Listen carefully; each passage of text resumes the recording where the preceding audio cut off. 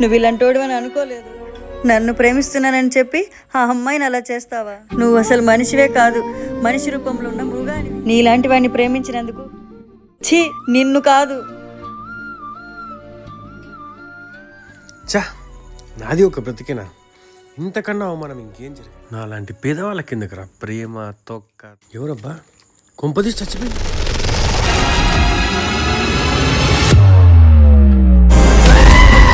అయ్యో మేడం, నేనే. అసలు మీరు చావాలనుకోవడం ఏంటండి? లవ్ ఫెయిల్యూర్ నేనైతే. నువ్వు ఇంకా నన్ను ప్రేమిస్తున్నావా? అవునండి.